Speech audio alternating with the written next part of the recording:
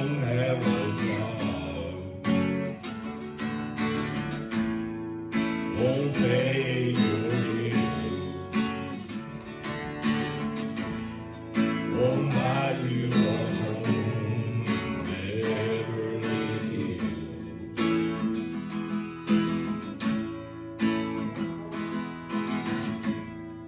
won't fix your life in 5 easy steps. Ain't the law of this land or its government, but it's all you will need,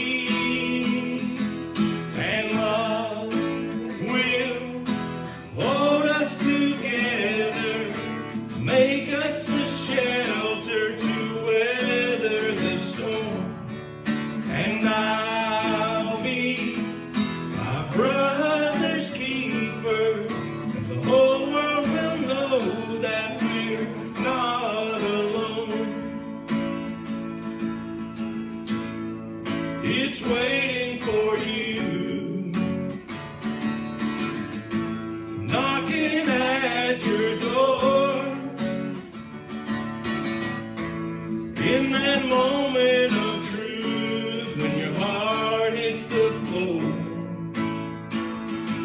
and you're on your knees, and love will hold us together, make us a shelter to weather the storm, and I'll be my brother's keeper, and the whole world will know that we're not alone.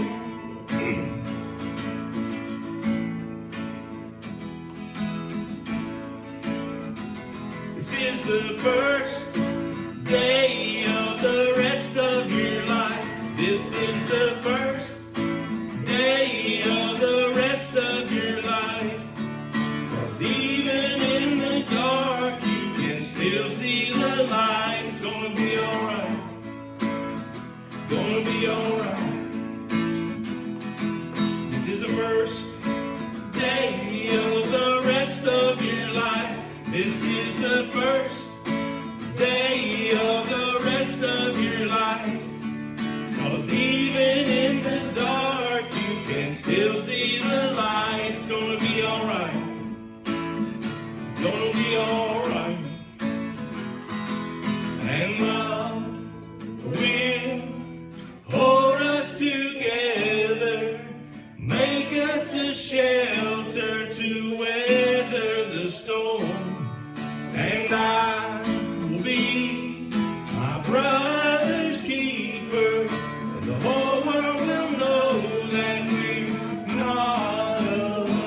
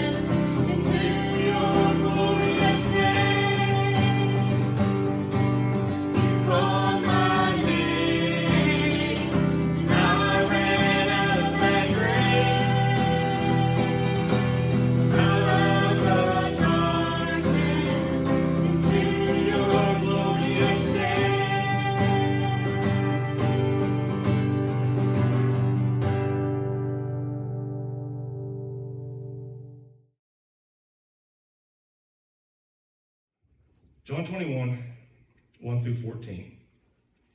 Afterward, Jesus appeared again to his disciples by the Sea of Galilee. It happened this way. Simon Peter, Thomas, also known as Didymus, Nathanael from Cana in Galilee, the sons of Zebedee, and two other disciples were together. I'm going out to fish, Simon Peter said. And they said, we'll go with you. So they went out and got into a boat, but that night they caught nothing. Early in the morning, Jesus stood on the shore, but the disciples did not realize that it was Jesus. He called out to them, friends, haven't you any fish? And really a better translation is, you don't have any fish, do you? No, they answered. He said, throw your net on the right side of the boat, and you will find some. When they did, they were unable to haul the net in because of the large number of fish. Then the disciple whom Jesus loved said to Peter, it is the Lord. As soon as Simon Peter heard him say, it is the Lord, he wrapped his outer garment around him, for he had taken it off, and jumped into the water. The other disciple followed in the boat, towing the net full of fish, for they were not far from the shore, about 100 yards. When they landed, they saw a fire of coals burning there with fish on it, and some bread. Jesus said to them, bring some of the fish you have caught. So Simon Peter climbed back into the boat and dragged the net ashore. It was full of large fish, 153. But even with so many, the net was not torn. Jesus said to them, come have breakfast. None of his disciples dared ask him, who are you? They knew it was the Lord. Jesus came and took the bread and gave it to them, and did the same with the fish. This is how now the third time Jesus appeared to his disciples after he was raised from the dead.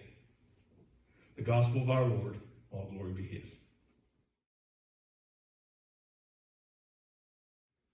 Jesus is alive. He is risen from the dead. He is not a historical figure whose grave you can go visit. You can go visit Grant's tomb. You can go visit Lincoln's tomb. You can go visit the tombs of many, many famous people. There are actually places that people go as tourists just to go and make rubbings of the gravestones. That's not really my idea of a vacation, but people do it. Jesus is alive, and he's more than once shown himself to be alive. Paul says it in 1 Corinthians that he showed himself multiple times to different groups of people, from individuals like Mary to groups of people as large as 500. The book of Acts tells us that Jesus appeared to his disciples in a series of revelations that lasted that whole 40-day period after his resurrection, before he went back to heaven at ascension. And so we have all of these experiences people have had, which give us the encouragement to know we can experience Jesus. And Paul certainly did. Even after Jesus had ascended back to heaven, on the road to Damascus, he experienced a revelation of the risen Jesus that literally knocked him off his feet and changed his life forever. And so we have that hope. The story today starts out by telling us that this will be a moment in which Jesus reveals himself again.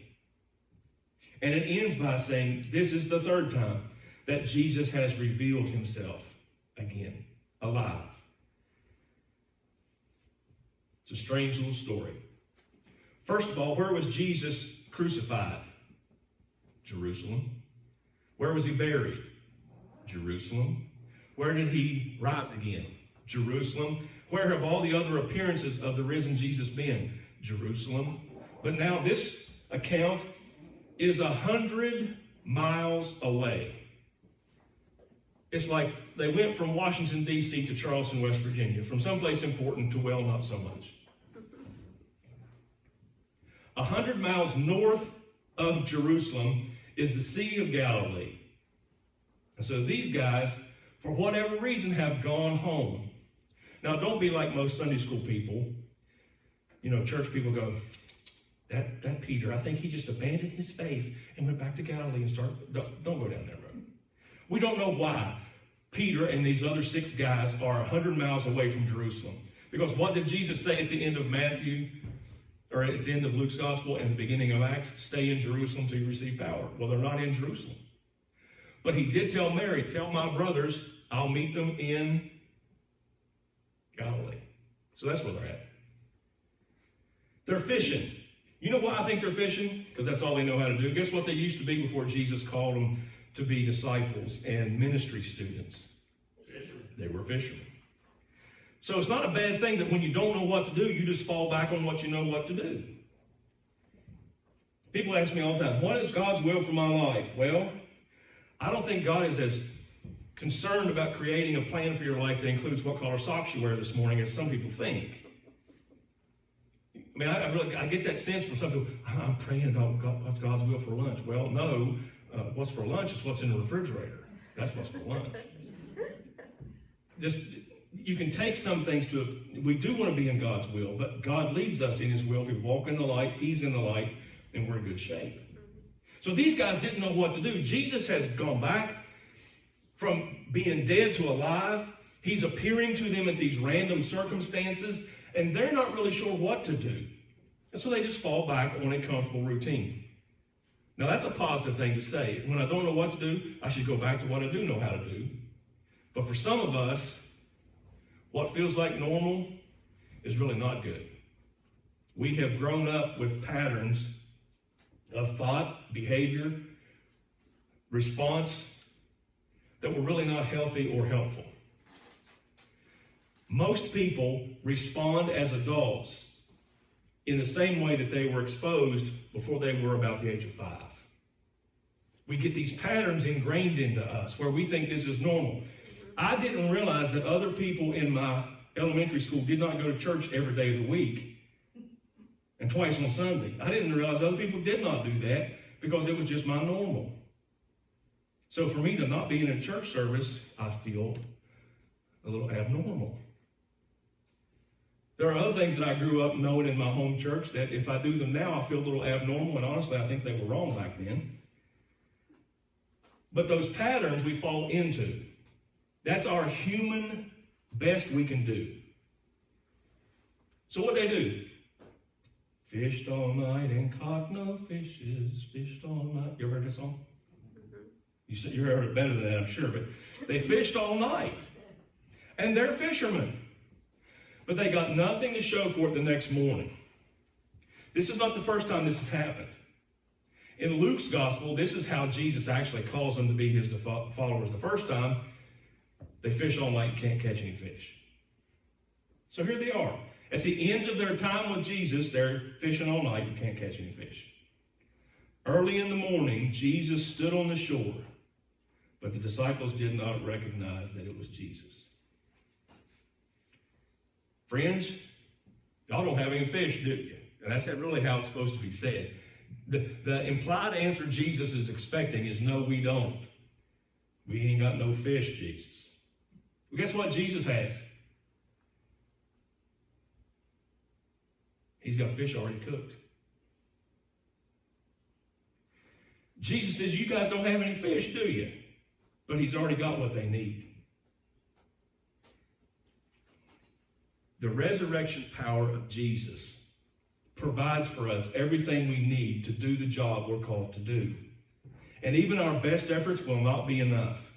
These were expert fishermen. They had lived their whole lives. Their livelihood depended on being able to catch fish. And they were unsuccessful in their own wisdom, their own strength, and their own technique. But Jesus already had fish waiting for them. Already cooked, already cleaned.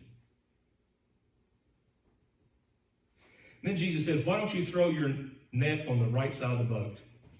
Now, I don't know if you've ever been in a boat fishing. I really don't. But if you're in a fishing boat, I'm talking about a professional bass fishing boat, and you've got one of those big Evinrudes on the back of it, and you're in the water, in the lake, in the river. It don't make a whole lot of difference if it's the left side of the boat or the right side of the boat. Can I just say that out loud? You're talking about maybe 12 feet of distance in the water. What difference does it make, Jesus, which side of the boat we throw the net off of? We're in the lake and there are no fish in the lake, apparently. But when they did what Jesus said to do, which they didn't know who Jesus was, they just knew he was a person. They're on the side of the lake. Suddenly, the net was so full, they couldn't pull it in. Their job was to catch fish. Their human effort was not enough. Their human wisdom was not enough. But the resurrected Jesus gave them some instruction, and suddenly it was almost too much. Now the boat's tipping over toward the right. It shouldn't make any difference, right or left, which side of the boat you throw the net off of. But guess what does matter? Doing what Jesus tells us to do. Being obedient to Jesus. Go back to the Gospel of John. The first miracle Jesus performs. It's one of my favorites because it has to do with the wedding. They run out of wine. There's going to be embarrassment. His mother comes to him and says, hey, they just ran out of wine. Can you help them out? And Jesus says to the servants, well, before that, let me stop. Mary says to the servants, whatever he tells you to do, do it. And then he says to the servants, go fill up those water jugs we use for people to wash their hands. Okay, they did that. And he says to one of them, dip out a ladle of that water and take it to the master of ceremonies. And somewhere between that pot and the guy taking a drink of it, it was no longer water, suddenly it's wine. Because they did exactly what Jesus told them to do when he told them to do it. If you go to the story where there's a huge crowd following Jesus and they're hungry, and Jesus said, you guys have enough to feed all these people? Sounds exactly like his question here. Y'all got any fish? No, we don't have enough. But Jesus took what they had and began to break it and bless it and break it and bless it. And suddenly 5,000 men plus women and children were fed with this 5 sardine and 2 biscuit lunch. Better than Popeyes. You know, you get chicken and biscuits with Popeyes. But what Jesus was able to do was more than enough. They even gathered up some scraps. But when did it start happening? When they did what Jesus said. He said, you feed them, you take it to them, I'll just be the source of blessing. Jesus is making the point that if we would be obedient to what the resurrected Jesus asked us to do individually, there will always be enough supply to get that job done. We can try to do that job on our own, with our own intellect, with our own strength, with our own willpower, and it's not going to be enough. It's not going to be enough. But resurrection power is where Jesus says, I'm walking beside you in this function. What about Peter? They're on the lake that night. The storm is raging. And Peter says, Jesus, if that's you, command me to come out to you. And Jesus says, come here. And Jesus steps out of the boat onto the water and starts walking. Why? Because if you do what Jesus tells you to do, he'll make it possible for you to do it.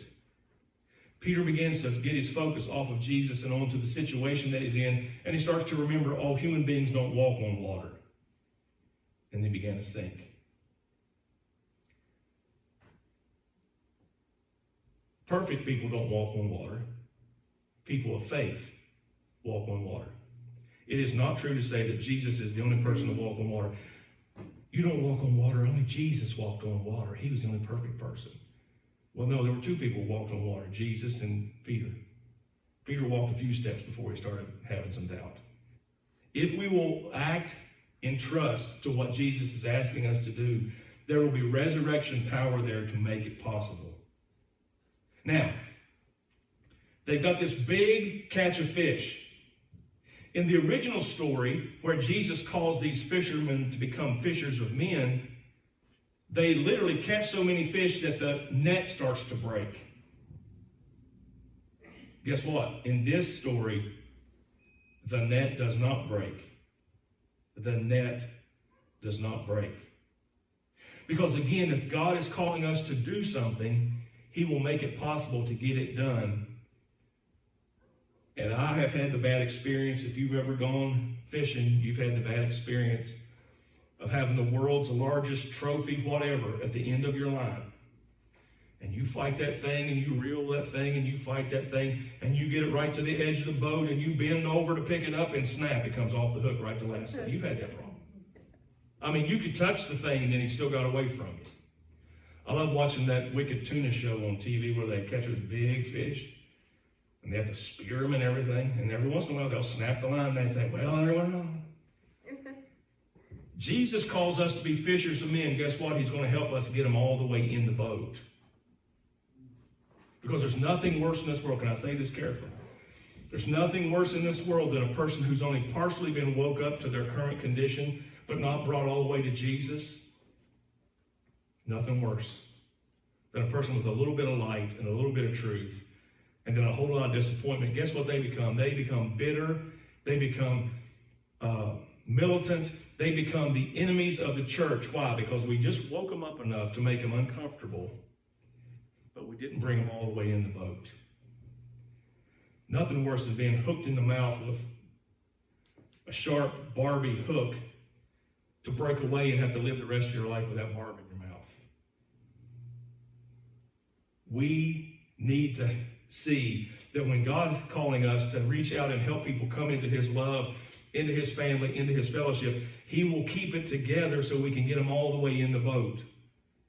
There's nothing worse than a half-saved person, because they're 100% unsaved and now they're 100% mad. The church promised a whole bunch of stuff and never delivered. Like, health and wealth and everything always goes rosy after you come to Jesus. That kind of silliness. Jesus has helped them bring this in, and I love this. This is exactly what happened on Resurrection Sunday. John can look in that tomb, and he can see those clothes, and he can believe. They don't know who that guy is. Their eyes are blinded that that's the resurrected Jesus. But suddenly, it dawns on John, oh, this is exactly like that time Jesus told us to fish on the other side of the boat, and we almost sunk 2 boats trying to get all the fish in. That must be Jesus. That guy must be Jesus. We've seen him 2 or 3 times now. That must be Jesus, because this is the kind of thing he does. It makes no sense to fish on the left, catch nothing, fish on the right, catch everything. It must be Jesus. This is not what should happen in our own strength, our own understanding, our own technique. This must be Jesus. And then I love Peter. He does exactly what he did at Resurrection Sunday. They both took off running, and Peter was older, so he was a little slower. You remember the story? He runs right past John and right into the tomb. He didn't hit the brakes in time. Lord, I wish somebody learned that in my experiences as a pastor these days. Just hit the brake a little sooner. Save me the heart attack. But Peter doesn't just run. He runs smack into the tomb. When John says, I think that's Jesus, Peter just jumps off the boat, starts swimming. He can't wait for the boat to row in. He's not going to see Michael row your boat ashore and get the fish. He's going to jump out and see Jesus. He's spontaneous. And can I say it again? If you're a quiet intellectual like John and Sherry, God will meet you the way you are. And if you're loud and rambunctious and can't hardly hit the brakes ever, God's going to love you the way you are, and he's going to bring you resurrection power too. I love this. They have worked all night. I don't like all-nighters, especially the older I get. I don't like all-nighters. All-nighters now feel like anything past 9. Or anything before 5. That's an all-nighter. I've had to get up in the night. It was dark. They have fished all night with no success at all. How discouraging, how demoralizing, how frustrating. I wonder what it must have been like to roll up on that beach, and Jesus has had his fish long enough to build a fire and let it burn down to nice coals and then start cooking the fish. You have to have a fire for a little while before you have coals. I don't know where you're going this week, but can I tell you something? Jesus is already there waiting with whatever you're going to need for this week. And you won't have to get it by your intelligence or your efforts or your techniques or your willpower. leaving today, right now, I don't know. I did not know Tuesday of last week my daughter would be calling the office and said, don't come back to school tomorrow until you get a clear test. There have been people who passed away for whatever reason, homes that have burned for whatever reason. We don't know what the last is. We don't know when the next big issue in our life is. Nobody ever plans on a car accident. That's why they call them accidents. But I do know that what Jesus asked of them, do you guys don't have any fish, do you? He didn't need their fish. They needed the fish. And he had already provided it. He had caught it hours earlier. He had cleaned it hours earlier. He had built the fire hours earlier. And by the time they got to the bank, he said, breakfast is ready. What took you so long to get here? It's almost like Thomas, because Thomas is in this crowd. Thomas must be like, Jesus must be trying to teach me this lesson. He could have had his questions about Jesus solved a week earlier, right, if he'd just shown up to the worship gathering. He was a week late, so his questions had to wait. We struggle, we strive, we try our best, we want for different, and we're always disappointed in our own effort. When if we just stop and realize the resurrected Jesus is already there with everything we're going to need, and he's going to invite us to receive it. One final thought, then I'm quitting. Jesus said to them, bring some of the fish you have just caught. Why does Jesus do that? He's already got cooked fish. He's already going to feed them. They're going to be able to take those 153 fish and take them to market and make money and keep their kids in clothes and food and all that. But why did Jesus ask them for fish they just caught? I love this. I love this. Because even though our efforts cannot save us, even though our efforts cannot work it out, even though our efforts can't make the problem go away, and it's all God's grace, it's 100% God's grace that makes it all work. God invites us to be partners with him. He did not say to them, y'all ain't got no fish, come on in, I got some, I'll share with you, you poor, pitiful fishermen. No.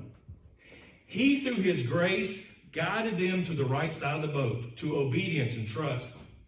He, through his grace, kept that line and those knots from breaking when they had that great crowd of fish. Through his grace and his blessing, there was already fish to eat, but he wanted to taste some of their work too. And I don't know about you, but I've had people in my life who've, whatever the little piddly thing I've done and tried to share. Have you ever had those people in your life who just said, you know what, I think that's the best fish I've ever tasted in my life? If you're not smart enough to have done that yet when your mama's making food and it's not really the best she's ever made, and sometimes you just want to say, that biscuit is so good. I like the way those bottoms are really crispy this time. Do a little Andy Griffith with Aunt B. Aunt B, I believe that's the best I've ever ate.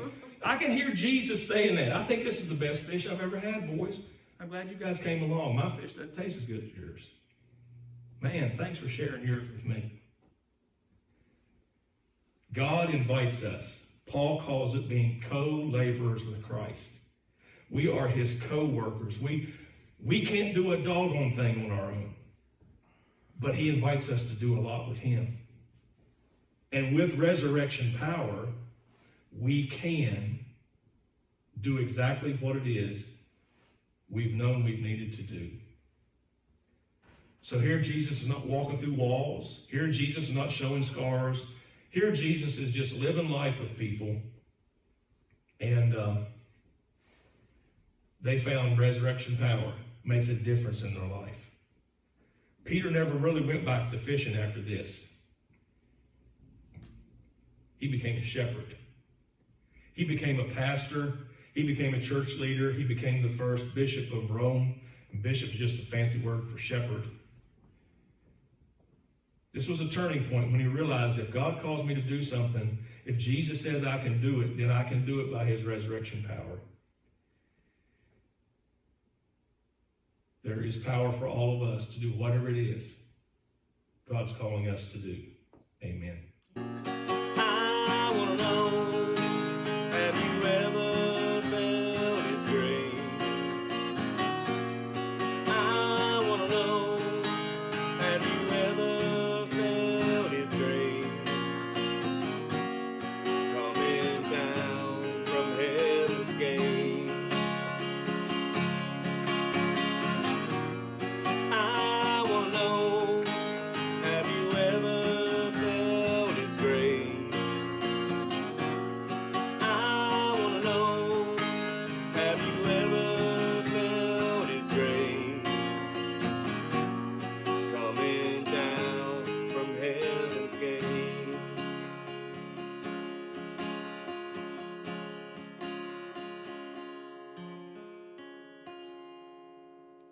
Have a good day.